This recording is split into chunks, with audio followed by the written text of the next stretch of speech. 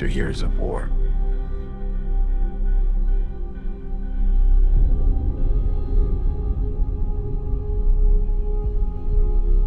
No one could stand between my men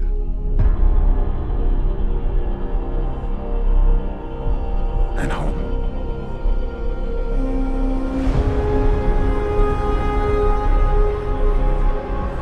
Not even me.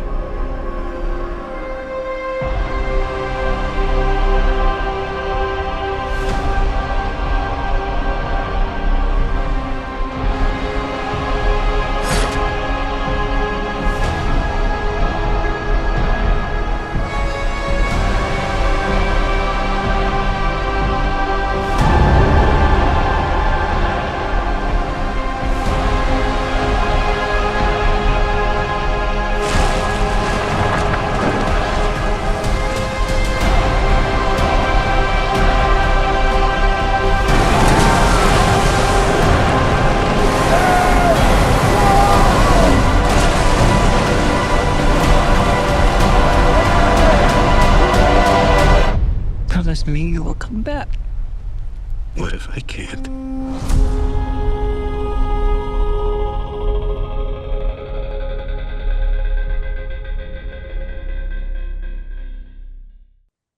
Welcome, everybody. Welcome. Good morning, good afternoon, good evening. It's 7 o'clock here in Athens. I'm Eve Geroulis, Director of Development, a member of the faculty here at CYA. We are really all very, very excited that you've joined us this afternoon. On behalf of our chairman, Alexis Philactopoulos, he sends his greetings to everyone and warmest welcome.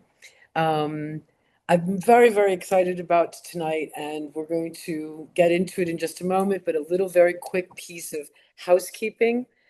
We ask all of you to please feel free to enter your questions into the chat box after I introduce our two amazing speaker moderator partners. I will back off and just keep an eye on chat. We hope you've all muted your audio, and this will be the third and last virtual lecture for the academic year 25-26, and we couldn't be more excited about it. This evening's VLS takes us back to the dawn of Western literature and the enduring power of one of civilization's greatest stories. For nearly 3,000 years, the Odyssey has bewitched and captivated audiences across cultures and generations. Attributed to the poet we know as Homer, it weaves together kings and heroes, gods and mortals, villains and muses, in an epic that continues to shape how we think about courage, identity, and what it means to be human. Its unforgettable images, the descent into Hades, the ghost of Agamemnon, the Trojan horse buried in the sands of time, have all become part of our shared cultural imagination. And every reader of Homer and every viewer of Christopher Nolan's new adaptation will find a different meaning within the story. And yet at the heart remains the same timeless question: what does it mean to find one's way home? I had the very great privilege of screening the film at the premiere here in Athens on Monday, but without revealing anything about the film itself, I can say that it feels at once profoundly ancient and remarkably modern. A reminder that great myths never lose their power because they continue to illuminate our human condition. It's been said that the Iliad is about what happens to people, while the Odyssey is about the kind of people they become. Odysseus's voyage is a journey of character and endurance, temptation, hubris, wisdom, and ultimately of homecoming. And tonight, we are especially fortunate to explore this enduring masterpiece through the lens of cinema, storytelling, and Greece itself. So please join me in welcoming our distinguished speaker and moderator. Costas Andreopoulos is an entertainment industry veteran, currently serving as General Manager of Universal Pictures Greece. Prior to that, he was Vice President of 20th Century Fox Canada and Managing Director of 20th Century Fox International for Greece, Romania, and Cyprus. Before working in film distribution, Costa was an executive in the television media industry for many years, starting off as a director and producer before taking on senior management roles in free, public, private, and pay TV broadcasting. It's a great honor to welcome Costa and to call him my friend. Rosa Vasilaki will be our discussant moderator. She is both a historian and sociologist who holds a PhD in history from the École des Hautes Études en Sciences Sociales and a PhD in sociology. Did I say that wrong? PhD in history from France and a PhD in sociology from the University of Bristol. She has taught both at the undergraduate and postgraduate levels and has conducted research at a number of universities in Greece, Israel, and the UK. Rosa is a founder and co-coordinator of Decinus, a social research group, as well as the co-convener of the Politics of Liberation seminar series, a global monthly seminar which hopes to make Athens a center for political debate and critical thinking in challenging times. Rosa teaches a number of classes here for us at CYA, and for this evening, her expertise in the sociology of film makes her the perfect moderator to explore the development and main shifts in Greek culture and society in both 20th and 21st century Greek cinematography. I'm equally thrilled to be her colleague and friend. So with that, ladies and gentlemen, I am going to pass the baton to Rosa, who will take us through the conversation with Costa. Thank you both again for joining us. Great to be Thank you here. very much, Eve. Thank you very much. I'm delighted to be part of this conversation. Welcome, Costa. It's a great pleasure to have you with us today to discuss a film that everybody has been anticipating for a year. And I would like to start with the question of why the Odyssey now? Why do you think that the story still continues to resonate nearly 3,000 years after it was first told? What does it make it? What does it make a story timeless? What does it make a story a classic that deserves to be retold? Well, I guess perhaps thanks for having me, by the way, everybody. It's a pleasure to be here. Um, just like it's popular in school. I mean, I started studying the Odyssey in high school, then we studied it again in university too. So it's always been a part of our literature and our history for so many years. So it's been, I mean, I've done it 40 years ago. Why is it a film now? Because it's such a classic story. It deserves to be told on the big screen. And that's the way we tell our great stories now. So I thought we were very fortunate to have what is considered the greatest director in the world, Christopher Nolan, who wanted to tell this story. And I'm not trying to brag or try to oversell the film, but I think he does a great job in transferring that epic poem onto the big screen. So it's very contemporary in the sense that it reaches people through the cinemas, but the story is so classical. It has the same timbre, the same beat as if a poet was reading it, I think, 3,000 years ago in front of a darkened hall with villagers who are listening to the story of Odysseus. We're doing it in a darkened cinema today, so we're doing the same thing, just a different venue. So you think that if Homer lived today, would be a filmmaker? Maybe a podcaster because he likes to talk a lot and listen, but that's become very, very popular lately. But I think filmmaking would be great for him because film encompasses all the arts. It's got audio, it's got visual, it's got the human element, the acting. So it takes everything in there. That's why I became a film student because I could study. I love the arts, but I love doing them all together. So I think film would be a great medium to get a story across. But you can read a story the way we did in high school and university and you can listen to the story on a podcast too. So it doesn't matter as long as the story is great and the story is told. But I think he probably would lean towards film if he was around today. Great. Talking about the resonance of the film, we live in times of unprecedented technological developments, and the potential of visual representation has reached phenomenal heights. The possibility of distribution across global audiences is unprecedented as well. So perception about filmmaking and about stories has changed. So in this context of technological changes and new generations being really socialized in watching films and watching storytelling in a different way. Why do historical narratives continue to attract these audiences in an age which is dominated by technology? And what can technology bring to those stories, such as the Odyssey?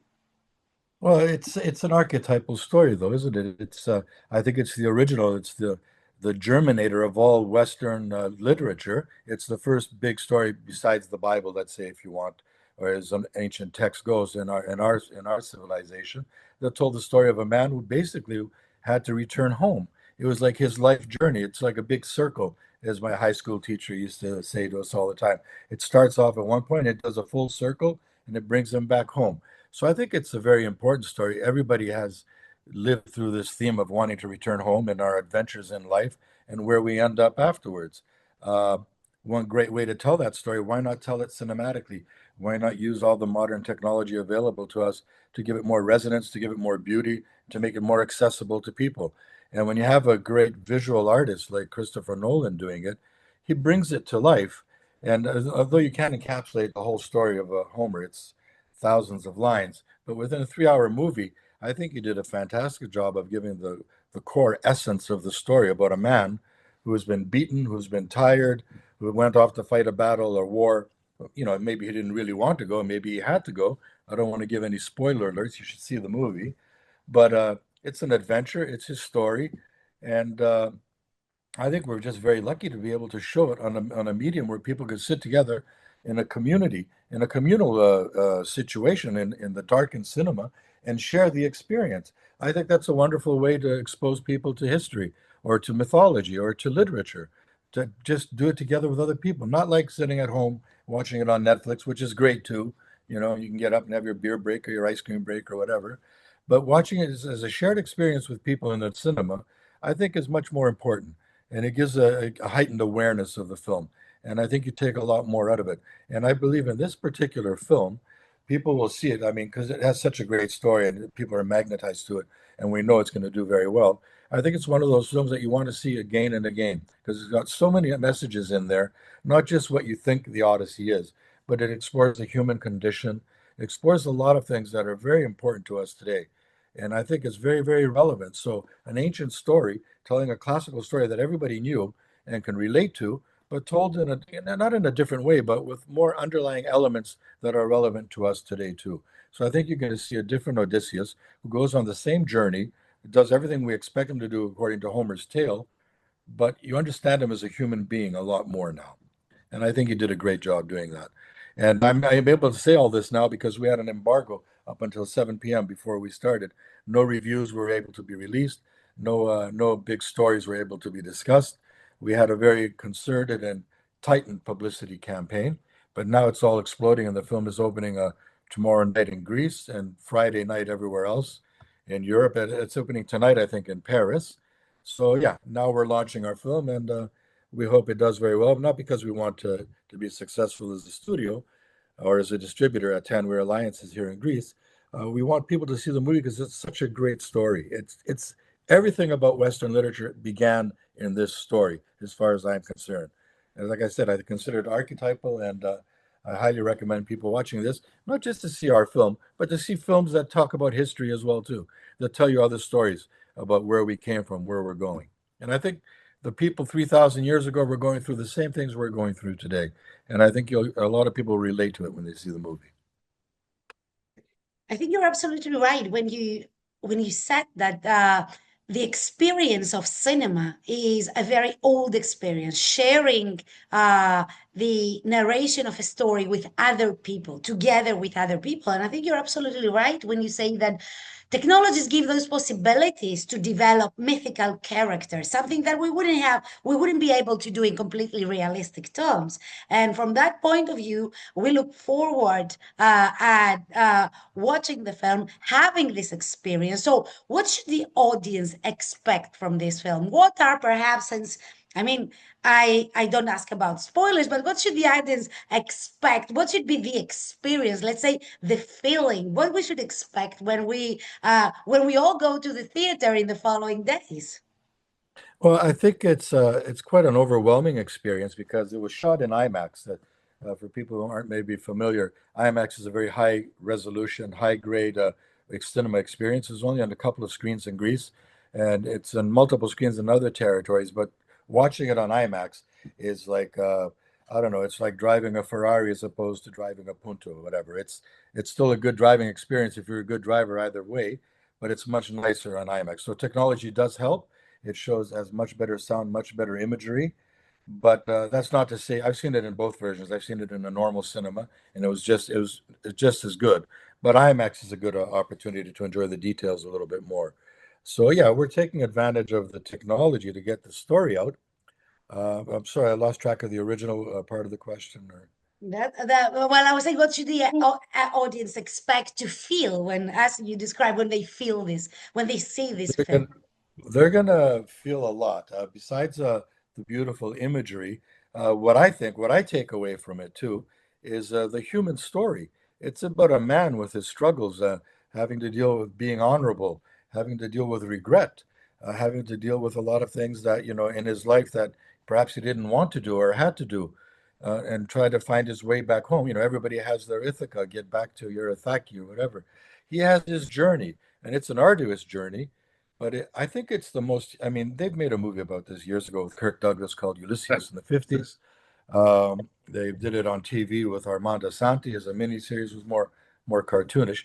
This, I think, is much more classic in scope. So people are going to have a feeling when they see it, maybe akin to what people would feel like sitting around, huddled around a campfire years ago, where some bard would tell the story to people. And you'll kind of be looking at it and going, wow, this is what was happening, what was going through his mind, what he had to do, and why he did these things. I think one of the big takeaways will be, besides the beautiful or magnificent in scope and scale sets and battles, and the Siege of Troy is done in a flashback, of course, because the Odyssey is not the Iliad, it's the story afterwards, but it all ties in with his journey. But what I think most people are going to take away is that how faithful it is to Homer's tale, and how the tone, the way it's presented, it's almost like a poet reciting things, and how human and how conflicted Odysseus is. I think it's one of his best performances, Matt Damon's. This film is going to be a multiple Oscar nominated film, because not because he's just a great director, because he did a great film. And he had the luxury of doing one of the greatest stories, which was one of our stories. So we're all very happy. Now, talking about the film, I know that the film in the previous months have been the subject of controversy and very polarized reactions Oh, sometimes. Why do you think this is the case with this particular story? well, I mean, there's always a lot of opinions. We got to give respect to people who have different opinions, but the internet, with all its beauty and glory, ever since it kind of came into its forte about 20 years ago, it opened up a great door for communication, but it also opened a great door for a lot of people to get in a lot of negative messages to a much wider audience, and to express their sometimes racist, sometimes xenophobic, sometimes strange opinions. Now, every opinion, you're entitled to your opinion, but you're not entitled to making up facts. A lot of people, some of the negative chatter for this film has been spawned by some more reactionary groups about how true it was to the classics or the diversity of the cast or whatever. And if some people wanted to get the message out that the movie was not good or whatever, but I can't understand people criticizing something they haven't seen yet. And you have to see it to judge it.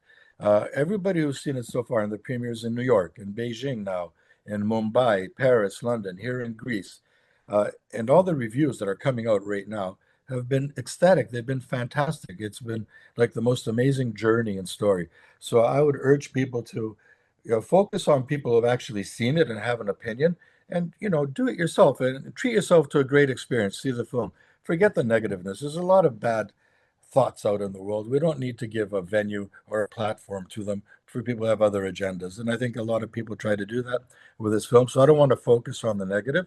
I want to focus on the positive, that it really is a great film. And people, I think, deserve to see it, because watching this film is not only good for us as filmmakers or film distributors, it gets people interested in great stories again. Our success is to get more people back into the movie business, to make more movies, and have more people going to the cinema so stories can be told. So I want this film to work as an instigator to make other people, even Greeks here or people abroad, make movies about their own history, about the classics, get people interested again. We've been going through this phase with franchise films like superheroes or whatever, and I think we've kind of lost our way. Maybe the time has come back to be more story driven, human condition, and it can be done in an epic way as well, as you'll see if you watch this film. The Odyssey is like, it's mind blowing. It's Lawrence of Arabia meets Dr. Zhivago meets uh, Stanley Kubrick's 2001 Space Odyssey, as Eve mentioned a little earlier. There's so many elements in this film that make it, it's his magnus opus. It is a film that talks about the greatest story, I think, that all Western literature used to spawned afterwards, based on this story, and it's done on a big screen. So what I would hope is people get interested in the filmmaking experience and going back to see movies and see great stories being told, because we have such a wealth of history. Let's go back to our roots. There's a lot of good stuff there. It's really interesting because those kinds of reactions are not uncommon in what we call reception, when the audience receive a the vision of a creator, whether this is literature or something else. And I think it's one of the main issues that go together with telling and retelling the classical stories we were saying before. And very often people do get upset in relation to what there is a misunderstanding that a classical story is classical because it can be told from different perspective and at different points in time. But let's talk a little bit about sometimes misunderstandings of filmmakers themselves. Like, interest in Greek myths and Greek history has been consistent since centuries. The Romans already had mythologized ancient Greece. We see that modern civilization shows an unwavering interest to Greek stories and Greek myths. And international filmmakers, who are our modern storytellers, our modern Homers, are no exception to this phenomenon. In your opinion and from your experience, what do international filmmakers understand and sometimes even misunderstand about Greek stories and Greek history? Well, I mean, in our business, it's a business of making entertainment. And quite frankly, it's a business. They want to make money, obviously. So they want to make a product that is sellable and accessible to people. And when they put their hands on Greek history, or anybody, it could be Roman history, Indian history, Chinese, it doesn't matter. There's an argument to be made that it's not always faithful to the original text or story. But the argument from the people that produce these films is we're just making an entertaining film. We're not going to be 100% historically accurate. It's hard to compress all of that history in a 2 or 3 hour movie. So they do take poetic license a lot of times. If anybody has seen Troy or The 300, great films, big commercial successes, very great to watch. I enjoyed them a lot, and they made a lot of money for everybody. But were they historically accurate? No. But were they films that entertain people? And yes. And were some people not happy because they didn't toe the line for the Iliad as far as Troy is concerned? Well, maybe that should act as a motivator for you to make another movie or a TV series or something and be more historically accurate. It's up to you too. You don't have to take that as the gospel. I use that as a launching point. The fact that it gets people interested in the history, even if it's not 100%, but in this case for Odyssey, I would say it's very, very faithful to history. But even if film isn't, it doesn't matter. It's entertainment. Build on that and do your own version. How many movies have been made about World War II? Hundreds, thousands. It's not always the same story. There's different stories all the time. So one guy makes a movie about D-Day, another person can make a movie about the Battle of the Bulge, or you can make a different movie on the German perspective, how they viewed the war. There's so many stories to be told. Use it as a launch pad and tell your own story if you don't like what you've seen. So let me interrupt Rosa's line of questioning because there's some questions coming in from our guests, and one of Okay. them is someone is making a documentary and about their family's story during the Greek Civil War, and the question that's posed is, how do you tell an untold story about a controversial part of history? So you're here encouraging the next generation of filmmakers, right, to go out and be brave and bold and creative. How do you tell stories? And I suppose to Rosa's opening salvo, so much is controversial today. We create controversies, we curate them, like everywhere. Yeah. How do you help young people tell stories in difficult contexts, or how would you encourage them? I would encourage them to be bold. I mean, telling a story. There's many ways of telling a story. They can write a story. They can do a TV show. You have to have the financing and the backing, but any artistic young person who is fortunate enough to have somebody backing him to make his project, he's got to go with his vision, and it doesn't necessarily have to be the same vision as everybody else would expect. It's got to be told from their perspective. But by God, make it interesting and accessible, and, people make it enjoyable for the people to see. That would be my advice. There's so many different viewpoints and stories. They're not all the same. I mean, everybody looks at a war or a history, it's two sides to each story. The Right. point is, just make a great story. So one more question on this vibe that came in from "Oh Brother, Where Art Thou," the great Coen brother film, to Right. Joe, I love the that film. volcano. Right, me too, me too. The Odyssey is perennially aspired to. What do you think are the non-negotiable elements to include if someone wants to call their story an Odyssey? What are the Well, I think that, non-negotiables? That's a tough question. That's a great question. well, to use the term Odyssey, or to do a Yeah, to story that call is the an story Odyssey. an Odyssey. Well, I mean, everybody's life is an odyssey, though, There you isn't it? go. I mean, I don't think Homer invented the wheel when he did this. He was commenting on the human condition, about people who had to fight, people who were kicked out, people who had their wives stolen, people who stole other people's properties. These were day-to-day things. People were ravaging and pillaging other cities, stealing the wealth of other people, murdering people. These were everyday happenings back then, as they are today, too, aren't they? Yeah. And we don't have to look very far. So I think it's something that is in the public domain, the Odyssey. Okay. It's not just something that is exclusive to Greece. The story, the germination, the original story, yes, it's Homer's, but it's a story of the human condition, and it can go travel anywhere in the world. I don't think we have the spiritual rights ad infinitum for that. I think people can build on that and stretch it out if they like. Okay. Rosa, back to you.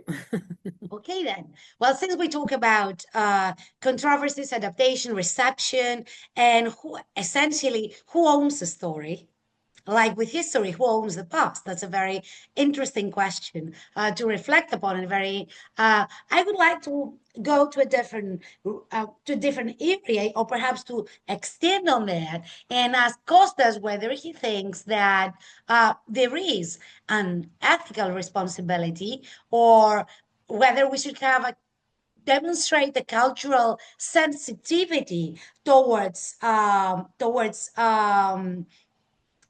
cultural products such as the Odyssey. For instance, what kind of responsibilities do filmmakers have when adapting stories which are central to a nation's cultural identity? Because we are faced with two kinds of views. One view that emanates from a nation, in the sense that this is a foundational story for the Greek nation, but on the other hand, we are also dealing with a global story. I said a universal. The human condition is something universal, and that's the reason this story resonates up until today. So, on the one hand, one can see it as national heritage, national cultural heritage, and someone else may argue that this is global cultural heritage. It belongs to all. Otherwise, it's not a classic.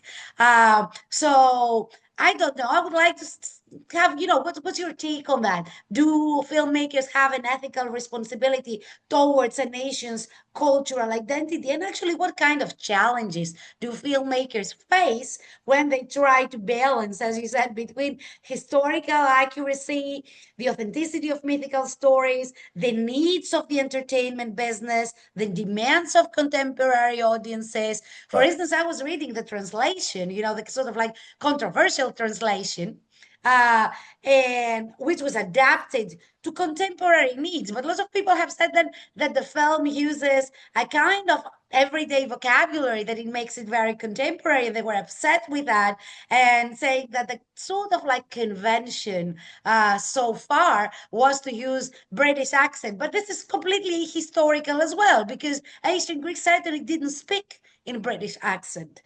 So it's Yeah. interesting how we get trapped in those questions of authenticity, and I would like your take on Yeah. that. I would agree with you. It's interesting and sometimes it's a bit silly. I mean, there are valid points. There are two arguments to be made. Do you maintain the cultural heritage or exactly the way it was written, or do you, change it a little bit? Uh, I think the answer is somewhere in the middle. You want the story to be told. When Homer said his story back then, it was a contemporary story for them. And he said it in the lingua that they used back then, and that's how they said it. If we were just to say what he said, it would be like reading the book. You have to make that transferable. It's not a reading, someone that's reading it to a crowd of people. You're creating image, you're making a movie. So when you make a movie, it changes the whole scope and the whole basis of the whole project. So obviously there's new changes and different elements are introduced. But as long as the story is consistent with the history and faithful to the story and the themes are the same, and I urge people to see the film and they will not be disappointed. They'll walk out saying, wow, what's all this bull that I heard? This is like the Odyssey, the way I remember it. I mean, a lot of the young people that were at the screening the other day, they were saying one of the best comments I got was, this is exactly the way my literature teacher in school explained the Odyssey to us. And I thought that's the greatest compliment a film can receive. It's the way they were teaching it in school is the way it was shown on the big screen. So I think it's a very faithful adaptation. And there are certain times when people don't do faithful adaptations. I agree, like Troy, but it was a great action film, right? Did Achilles die the way he died? No, it was Brad Pitt dying in a different way. But did people go see a movie and say, hey, what's all going on with these Greeks? Maybe there's an interesting story there. Maybe I should read a little bit more about it. Maybe I can discover more things. I think it could act that way in a positive way too, even though the film in that particular instance wasn't faithful to the story. But in our case here, I'm very proud to say that it's not only faithful to the story, but it'll get people more interested and excited about learning more about our history. And just like ancient times was a very diverse period with different cultures, the same thing today. So it's a world story. You can share it with everybody. You can have different people playing in it. We're all human beings. We don't all have to be the same color or the same height or the same weight or whatever. We can be different people playing different roles. But no one will be disappointed when they see the film. They'll see any of this controversy that may have happened was really minor and ridiculous. And the narrative is so overwhelming and so powerful. That's all that remains with you. I'm sorry, Rosa. This is because there's like a bunch of questions coming in, and I'm trying to integrate them into one. It all is building on the theme you just ended. You've encouraged, and I personally, I admit this is my bias. I think people should see the film before they make comments about it, because I Right. think one of the biggest challenges cinema seems to be facing right now is the incredible weight of opinion online superseding and taking over all the oxygen out of real events. And we get into these debates, like a bunch of questions are coming in right now about, how do you feel about the film being, are you concerned rather that the film is Americanizing the Odyssey, right? That there's a lack of Greek and Mediterranean casting, and there's this passive aesthetic, and there's the role of women, and then the idea of casting. It seems like casting has really consumed people's. Well, I think all these opinions are coming through with people who haven't seen the film. First of all, it's not Americanizing the Odyssey. Okay. Uh, what the Americans have done is put up the money to bring this story to the whole world. Now, if someone's concerned about not enough Greek actors playing in it, well, maybe you should make a Greek movie about the Odyssey. We've had the story, we had the rights all these years, and nobody has done it. When somebody does it somewhere else and puts their millions of dollars behind a production, brings excellent actors, doesn't matter if they're American, British, whatever, as long as they're good artists to tell a great story, and they do it in a great way and a very faithful way, I would say too.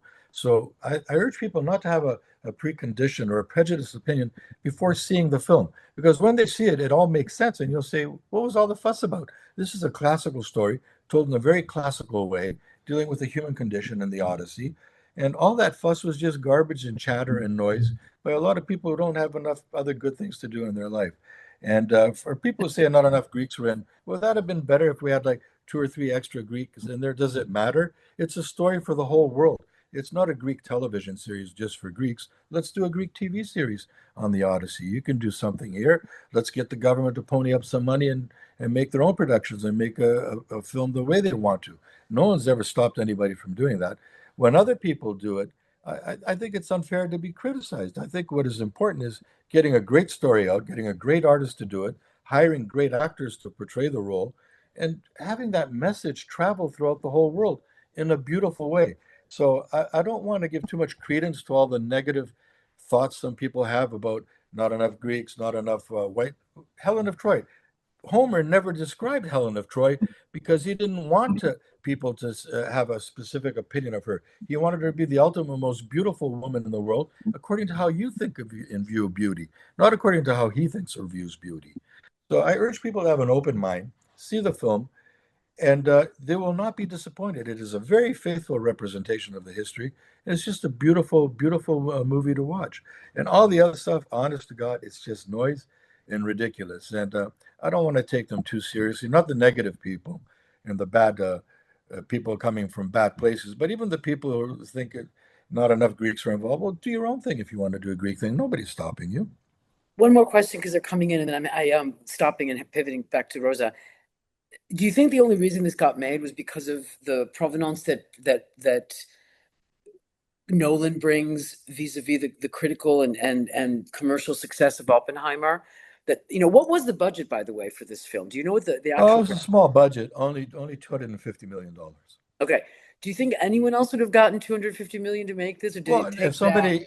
if this film was greenlit, I'm sure they would have got a big budget. But Nolan, being considered the top or at the top of his game director today, fresh off the success of Oppenheimer and all his other great films, Inception, you've Tenet, all of Interstellar, whatever. it. Every movie he makes, the next one is better than the previous one.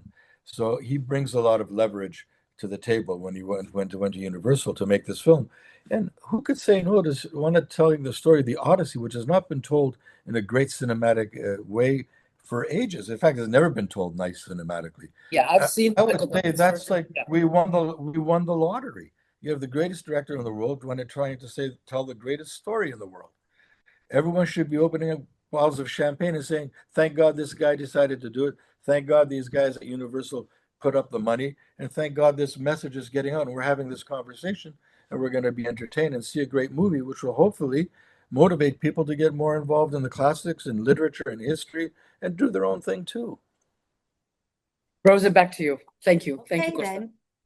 Yes, I would like to ask, since we're discussing about, among other things, Greece's representation, and essentially could be another country, but since we're in Greece, Greece's representation, do you think that sometimes the cinematic representation of Greece is trapped in those mythical stories, into kind of like history, either let's say the 300s or in myths like the Odyssey? Do you think that sometimes what the image of Greece is trapped within that sort of like representation revolving around antiquity? And as a follow up to that, do you think there are any other stories that can be told revolving around Greece, more contemporary stories or other types of stories? Would there be an audience for that? Would there be interest for that? I believe so. First of all, I don't think it's a bad thing to be trapped with all that history. I think it's a great thing. The 300 was a great story, and it was a great moment in Greek history and Western civilization, as was the other examples that you mentioned. These are great movies to have been made, and I don't feel trapped. I feel blessed to have that kind of a history, and people think of Greece that way. It's a very heroic way to be viewed. But obviously, there are more things that can be done. I agree with that. And there are more contemporary stories to be made. And in fact, Tanweer, where I work, we do a lot of production, Greek production. We're the biggest producers of Greek films in Greece. They've done Eftihia about a wonderful songwriter who really was quite amazing in the 40s, 50s, and 60s. They told her story. It was a phenomenal success in Greece. We did Iparko, the story about Kazantzidis, which was a great story and a big success. Kapodistria, a historical figure, the first Greek prime minister. So if you're asking if these stories can be made, we did them in Greece, but I think foreigners can make stories based on contemporary Greece. What about Mickey Silverakis? We're working on a project to make a movie about his life. He is well known all throughout the world. He's very contemporary. They love him in Germany. They love him in France. They love him in England. We love him in Greece. They know him in America. There's a great story. Somebody who started off as a young man who had to suffer, was exiled to an island for his political beliefs and became one of the greatest composers of all time. So there are a lot of great stories. The great stories about the Greek Revolution, which were very international. The Philhellene Society back then, Lord Byron, everybody was involved in the Greek Revolution. So it was a very international story. great movies could be made about that too. So I believe there's a lot of great stories today. And in fact, Athens is a great city. I consider Athens the Berlin of Europe. It's a cultural capital. There's so much going on, so many very vibrant, young, smart people here, so many stories to be told. I urge people to write, to go out and try to get their stories told, to pitch their ideas, ask for state funding, ask for private funding. There's so many great stories that can be told. And I really believe in the artistic merit of the Greek people. And if other foreigners want to do it, God bless them, but we can do it ourselves too, and they should do it. There's a lot of great stories to be told for Greece. Well, since we're talking about the landscape of Greek film industry, and you mentioned some examples, how do you evaluate the current landscape in Greece? I mean, in recent years, directors like Yorgos Lanthimos come to my head because he has Right. been an international success. He reached the global audience. He also gained widespread recognition from film critics, a really difficult crowd of people to please. So he seemed to have sort of like striking the right balance between success and satisfaction from the critics. So what seems it has anything changed in the industry in the past 10 years, and what kind of changes have been happening? I think there's a new renaissance coming right now. We've had our ups and downs. We had COVID, which set the industry back because nobody can go to cinemas. Public gatherings are not allowed. We had a writer's strike in America. So a lot of the people who were writing stories couldn't do stories. So cinema kind of stagnated the past few years, but I think it's bouncing back now. And people like Yorgos Lanthimos telling their stories, be they artistic films that are a little bit more obscure or more mainstream, like the very was it called Very Poor Things or Mhm. with anyway with Emma Thompson and Emma Watson, sorry. He can tell contemporary stories. There's a lot of great stories to be told by them. But I believe there is a renaissance, and I believe it's a good time for cinema right now. I think we're witnessing the age where franchise movies are losing their importance, and stories, even inexpensive stories. A movie just came out the other day called Obsession a few weeks Obsession. ago. Mhm. Yeah, this film was made for $750,000. You couldn't make a TV series for that money in Greece. This guy made a film uh, for $750,000. The story, it's the story. It's the number one thriller of all time now. It's gone on to make over $400 million. In Greece, it's going to end up being the number one horror thriller film of all time on a film on a shoestring budget. So I believe artists, if you have a good story to tell, you don't have to have like 10, 20, 30, $100 million in special effects. Have a great story and people will come see your film. And I hope that's happening now. I really do. And Lanthimos is a great example. This young director who did Obsession and a whole bunch of other directors who don't have to rely on multi-million-dollar budgets to make movies that, quite frankly, when they flop, they cost a lot of jobs and a lot of money to people. So make more inexpensive movies, but make great stories. There's so many great stories to be told. And I'm very optimistic about the future. I'm optimistic about foreign films being made, and I'm optimistic about Greek films being made. I think in Greece, we used to have only 5 or 6% of all money earned in our cinemas was from Greek films. Last year, we were up to 18%.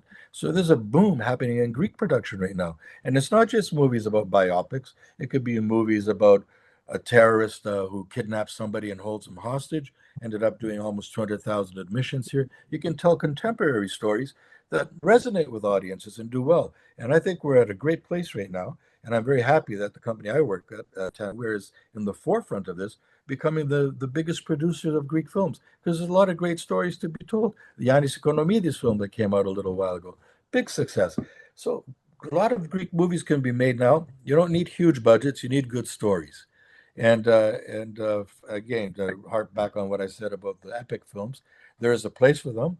Homer's story was great. You can only do it on an epic scale. Somebody tried to do with Ray Fiennes a couple of years ago, last year, about Odyssey returning.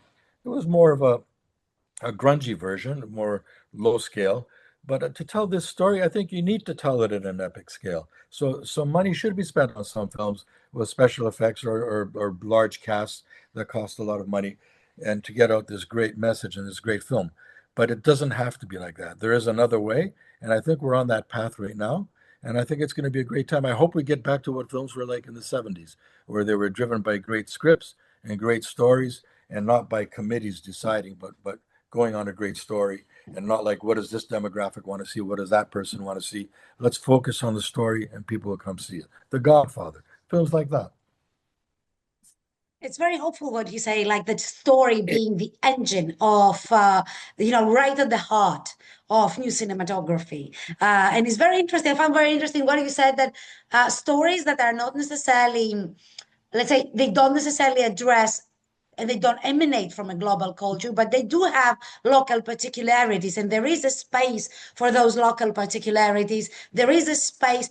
In some ways, we all have become more accustomed to cultural particularities and to cultural differences in the world, and that's one of the things that internet has changed. On the other side of the fence, on the one side of the fence, we've got opinions arising, being sometimes, wearing this mask and expressing those negative views. On the other hand, we're all aware that, nowadays there are filmmakers in Korea, and that perhaps there's someone very interesting in Malaysia, and some other people are making interesting Absolutely. things, and we want to see them.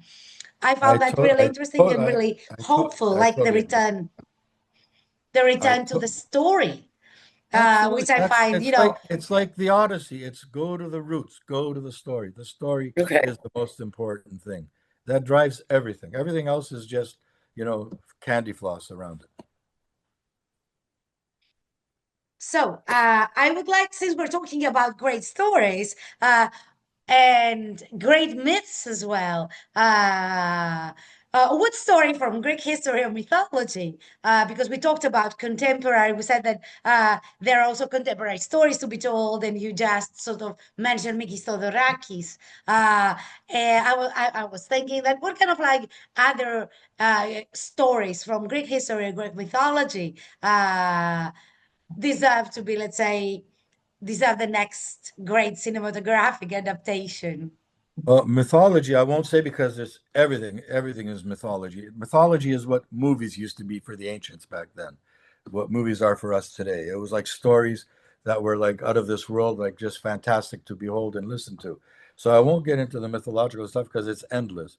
But historical films, I would love personally to see a film made on Alcibiades, the great Greek general from Athens who went to Athens, went to Sparta. He fought in Sicily. He did all these things. He was the most beautiful man, the most popular general, but also, hubris. A lot of mistakes Yep. made in his life. A lot of no one's ever told that story, and I always found that to be quite fascinating. He was like the perfect man, but he was. They gave him a lisp though, so it made him a little bit less than perfect. He had a little problem, according to the people back then. But he was so handsome, he was able. Well, you guys probably know the story better than I do, but I think it's a great story. So there's numerous stories. How about Byzantine history? How about Theodora? How about the Byzantine Empire? I mean, I think this is one of the most underrated and undercovered epics in our history.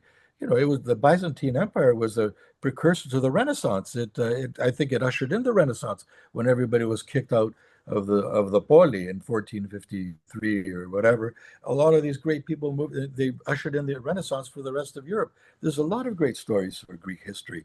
It's endless. I think we have a wealth of history and knowledge to share with people. I just hope people have the energy to dig it up and come up with a good story, make it sound nice, sell it to the public, get the message out. I was thinking if it would be controversial, or, I don't know if there are classes this year, maybe they will find this idea a bit outrageous, instead of just having just using tragedies for contemporary, for modern theater, as we did in Opidorus, for instance, whether that would be great storytelling for cinema, having Electra, or having other great, any other of our great tragedies being adapted for film today, because they also carry that kind of weight and depth of the human condition, really, as you mentioned. Oh, I agree, and I think a lot of stories from our ancient history, from Antigone, from Sophocles, from everywhere you want to dig back in ancient history. I think a lot of it has been transferred, just like Shakespearean stories have been transferred onto the film. It's not exactly a classic telling of Romeo and Juliet. There's different versions of Romeo and Juliet, so you can start off with that as a core, but you can make it presented in a different way. And I think a lot of stories about Macbeth or Hamlet or whatever, you can do the classic approach exactly the way it was written, or you can work around it and have a story that is very similar to the themes in Hamlet.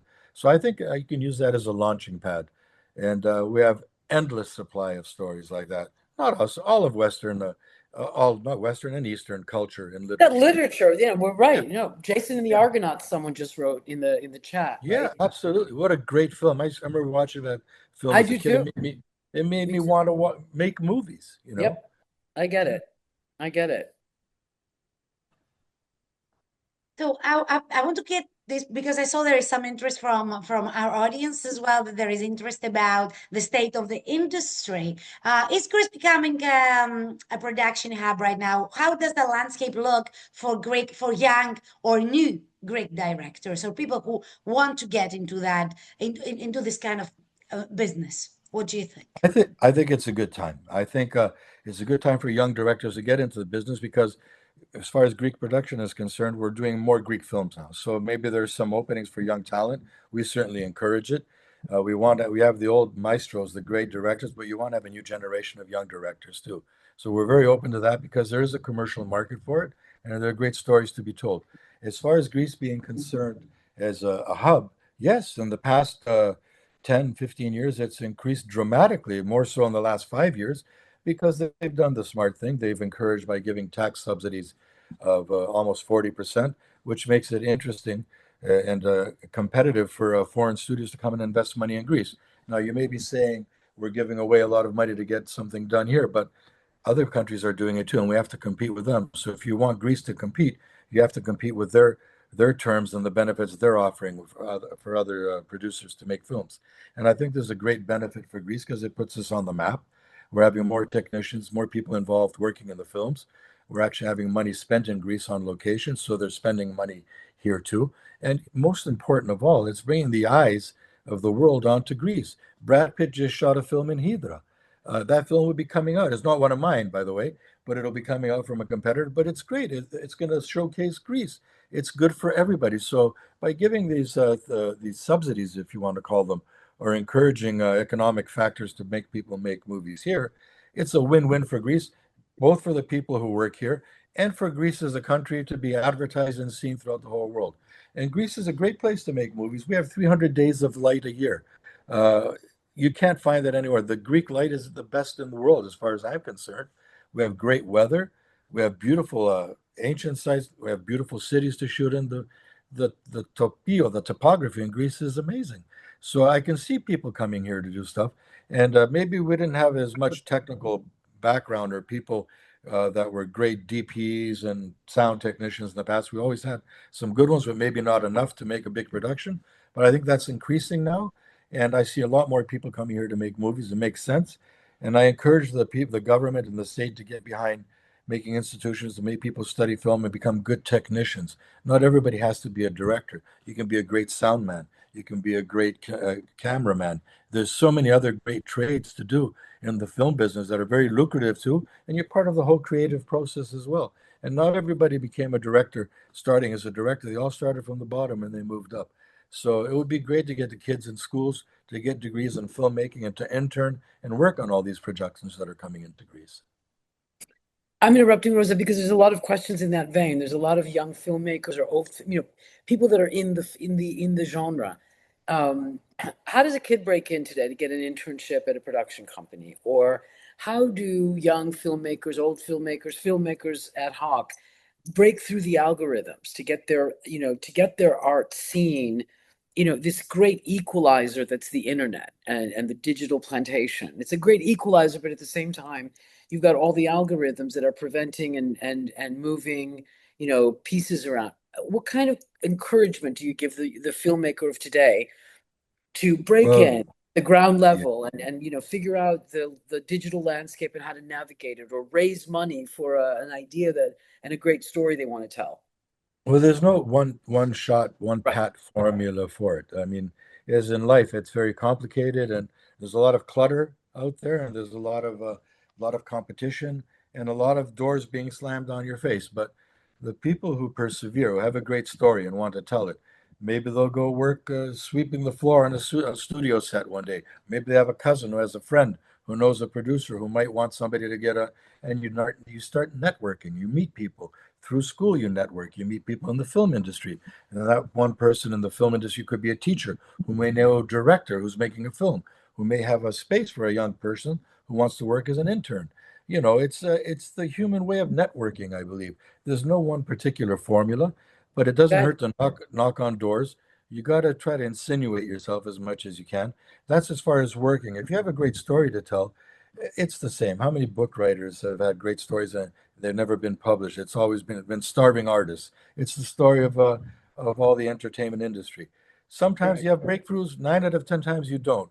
But it's a tough piazza, as we say. It's not easy, but sometimes you get the breaks, and if you really believe in yourself, and not just believe in yourself, if you have a good story and people can verify it's a good story, believe me, if it's a great story, it'll float to the top. People want to do good things. So you just have to hang in there. As much of as a cliche as it sounds, you really do. It's a tough business. Not It everybody is. gets lucky, but a lot of people do. And I have to punctuate what Costa said. I think it's a message for the moment that before we judge, we engage. Before we judge, or we read, or we see it, and then reach our own conclusions. And I think that's a message for the moment, right? Don't get trapped in the algorithms and in Yeah. you Don't know criticize something you haven't right, seen. right. And I urge everyone, go to the movies, not just the Odyssey, which would be great because it's a great film. Go to the movies, get out of the house, share the human experience with other people, watch a film, have a drink afterwards, support the local economy, go out and have That's right. some fun. Get out of the It's house, enjoy it's your life, go back to the arts. Okay? That's a wonderful way to leave this. Go back to the arts, go back to the basics. I think you're right. After COVID, we all needed that, revenge tourism and that communal. Yeah. Everyone's Socialize, have fun, test yourself, trial and error, try different things, try different right. experiences. Just get out there. It doesn't have to be movies. It'd be great if you go to movies, but there's a lot of cool stuff happening out there. Just get out and do it. Costa, thank you. Rosa, you were wonderful. We've gotten wonderful comments from everyone that was in attendance, and um, this is really lovely. I'm really grateful to you both. This was a lovely afternoon. Thank you, Thank you. Costa. Thank you Thank you, for having Rosa. me. Thank It's you. been a great Really pleasure. terrific. Very nice meeting you, Rosa. Very And nice I will meeting be everybody. following up. Nice to meet I you, will be Costa. following up with all of you, everyone that was in attendance and everyone that registered. I'll send you the recording once it's up on Friday. I'll also found some beautiful um, translations, like the best translations of the Odyssey, depending on what you're looking for from the translator. So you'll get a follow-up email from us in the next few days. Okay. So thank you all. Get out to the movies, enjoy your summer, and we'll resume our virtual lecture series in the fall. Okay. Thank you both again. Thank you, everyone, for Thank Thank you. you. Bye, Thank you. everybody. Bye-bye. Bye. Good night, everyone.